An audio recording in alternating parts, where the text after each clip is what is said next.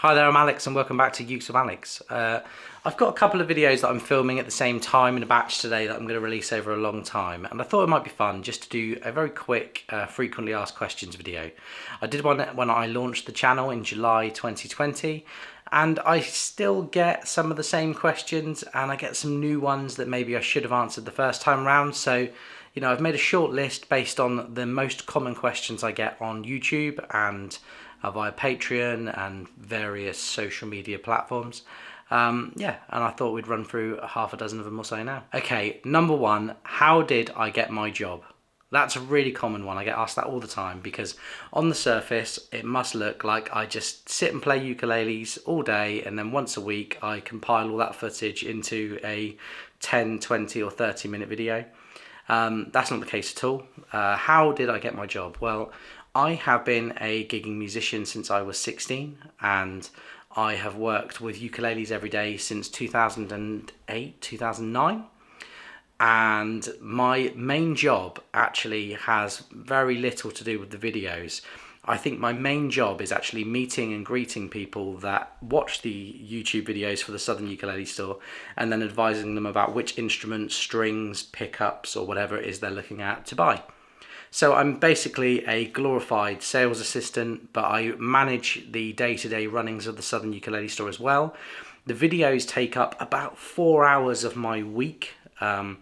Replying to comments on the videos actually probably takes up more time every week than filming a new one. But how did I get my job? Well, I got my job because I am an early bird, and I liked getting up early, going into work and filming sound samples for customers by request. And eventually that turned into me talking more on camera because there was definitely a lack of that in the ukulele world, but an abundance of it in the guitar world. And it just seemed like a natural fit for me and the experience that I've had. So I kind of made my job my own, and that's something that I'm really grateful I was able to do. How did I get my job? I stumbled into it, but I happened to have half a lifetime's worth of experience that got me there. Question number two, what is my favourite ukulele? My favourite ukulele changes all the time. It's impossible to pick one instrument that will forever be etched as my favourite instrument, my favourite ukulele. I think that in 2021, my favourite ukulele is... There's an Owlcraft at the Southern Ukulele Store right now, which is Cherry Sunburst, and it's based on a Gibson Hummingbird, and it's probably the best sounding ukulele that I've played in the last couple of years.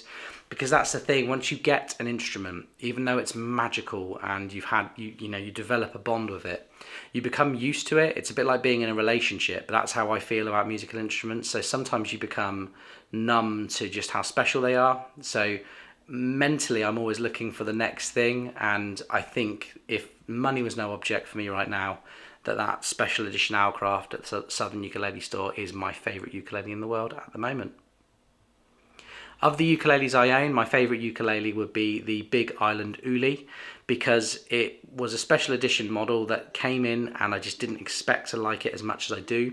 It's become my main gigging instrument, and it's replaced an instrument that was much more expensive, which is, true testament to the quality of that ukulele.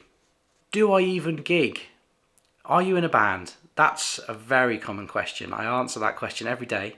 And yes, I am. And I make every effort to put links to the music that I do in my video descriptions. So if you like what you hear from me playing the ukulele, yes, I do gig. I play in restaurants. I often alternate between the ukulele and guitar. And I play guitar in a wedding kind of covers band that specialises in Motown.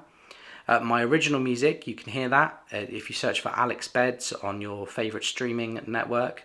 I do occasionally release my own material, and I spent many years in a band called Fern, Fearne, and you can find a whole backlog of music to do with that online.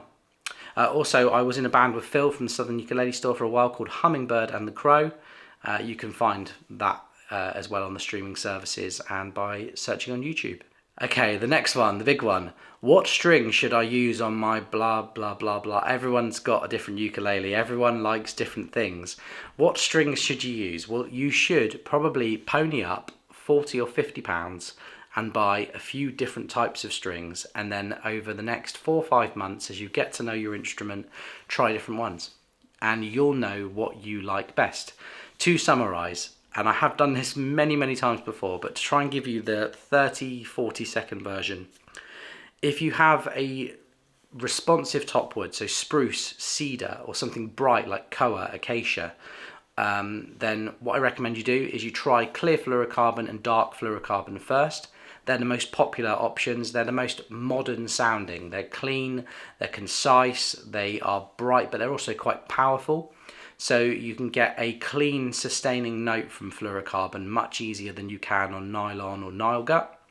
If you like a mellower sound from responsive woods, try clear nylon. Specifically, try my Ukes of Alex strings, because I have tried all the clear nylon strings in the world and I love the sound they produce, but the only ones I really like the feel of are the ones that I produce with rotor sound. If you want to try other brands, D'Addario probably make the other best clear nylon strings in the world.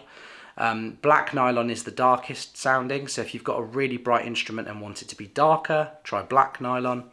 And if you have a starter instrument and you just want to know what to put on it, put Nile gut on it. I have not really found an instrument worth more than £300-400 where Ukulele were the best choice. Kanile'a are the only brand I know that use Ukulele and Nile gut type strings on their ukuleles beyond that price point, and 95% of the time we just tear those strings off and put some fluorocarbon or nylon on them. So that's what strings you should use on your ukulele. If you've got an opposite kind of tone wood, like a darker instrument, the best thing you could do would be try something that's brighter, because you can go too dark. If you've got a mahogany ukulele and you use black nylon, then you're probably going to find it sounds quite swampy and oversaturated. I really hope that sums it up. I've made longer videos that you can find online that explain it in greater detail, but yeah, that's probably the most common question I've gotten asked over the last 4 years. What strings should I use on this? And it's never a black and white answer. Why don't I do any high G tutorials? Great question. I don't do any high G tutorials because the arrangements that I have written and that I am teaching are based on my own playing, which is mainly low G. To make up for all of the time that I've not done any low G tutorials, I am in the process of writing a very short, free beginner's course, which will have some high G lessons to it. And today, as I film this, I'm also filming a high G tutorial for a song that I do in the Sus demo videos, a tune that kind of has a walking vibe to it. So yeah, look out for the tutorial Walk in the Park on my Ukes of Alex channel very soon. And final question, is there another course coming? That's a really common one, because lots of you have tried my fingerstyle ukulele and low G course, really enjoyed it and want more. I'm very flattered. Yes, there are more courses coming. The next one that I should be filming probably January, February time will be a baritone course, which kind of teaches DGBE in a GCEA world. So that's something I'm working on right now, but I just want to finalize it and get it right before I film it for all of you. And as I mentioned in a previous question, I will be filming a free to view beginners course. My reason for filming the beginners course is because I meet so many people trying ukulele for the first time. They always ask me if I teach, and I don't really teach one-to-one, so I wanted to have something that I could put out there to bring new eyes and ears to the ukulele. I think that about wraps it up, folks. I hope I answered some of your questions. If you have any more, leave a comment, and maybe I'll make another one of these videos very soon. Please subscribe to the channel, like the video, and I'll see you soon.